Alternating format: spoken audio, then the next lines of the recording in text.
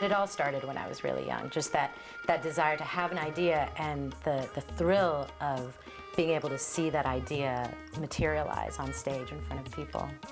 I draw these parallels between how I live my life and how I make my work, and it's reflected actually in the history of India, which was and has been, invaded repeatedly invaded, over 2,000 years. And India as a country developed this amazing cultural synthesis.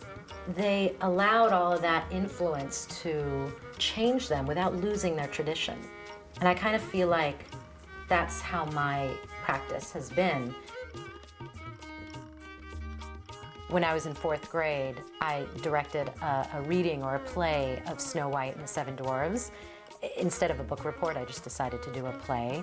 And I mean, looking back, 4th grade is pretty young, but, I had the cahoots to be the casting director, the choreographer, and I cast myself as Snow White, of course.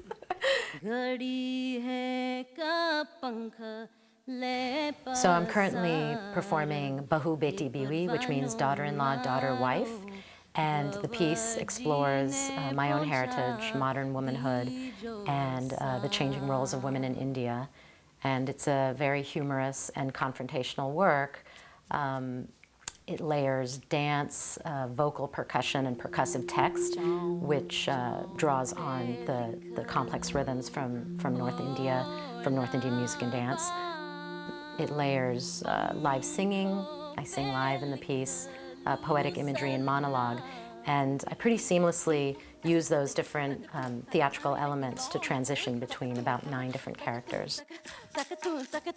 Grind red chilies fine with my new pestle, throw them in my father-in-law's eyes to blind him, then I won't have to cover my face in... I was in graduate school and I had created this little study, just a little portrait that was drawn on from this text of an old woman's folk song. And then I created this separate character on a completely different day. And so I thought about this auntie of mine who lives up in Northern California, and she's, her head is always moving, and she's always, like, when she's talking to, she's always moving, she's always feeding, And so it was really this fun little improvisation I did. And then at the end of the quarter, Vic Marks said, what if you took those 2 separate studies and put them together? Like, how would they relate, or how would they live in the same space? So this totally intrigued me, and I was so interested in the challenge of how are these 2 unrelated women related? And so I worked on that, I mulled that over and created this transition between these 2 separate characters. And the transition held so much more than either of the characters on their own. And that's how I started making this piece.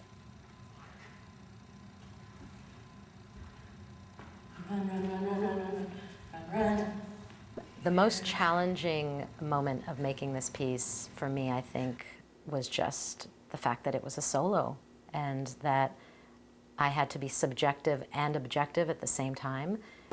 What was really helpful, so the way that I overcame that was through feedback and through having, these great resources that you get in grad school, people who could come and just even tell me what they saw, not say this is good or bad, but just knowing, the impact of what I'm doing and the choices that I'm making, and using video a lot.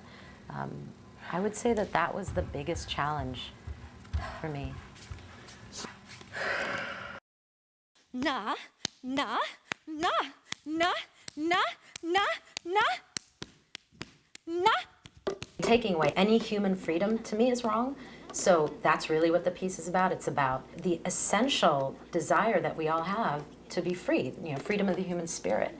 And literally there was a moment, there's a seed to this piece, which is when I was in the small town of Rajkot, and I'm in a kitchen with my Kaki, my father's brother's wife, and she was probably only 6 years older than me. I was 17, she was 23. And we're rolling rotis, you know, chapatis, like tortillas. I'm just rolling them, you're rolling hundreds of them for the family, and I'm just thinking, oh, this is great. Little village just rolling rotis, and it's hot and we're sweating, and oh, it's so romantic, you know. And then she popped that bubble by starting to, you know, tell me how she's really feeling about all of this. And she took my hand and she said, you know, and in her broken English, she said, Sheetal, she really wanted me to understand, you know. She said, I'm like you. I'm young blood. Hand, not any hand, but mine. She takes my hand and says to me, I'm just like you.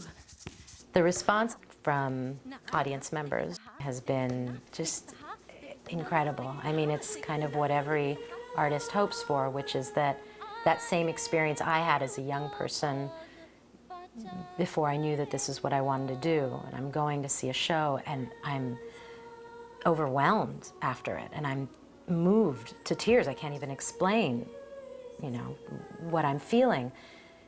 I mean, that's always the thing that I wanted to give back. I mean, that's why I do what I do, is to give others that transformative, inspired experience.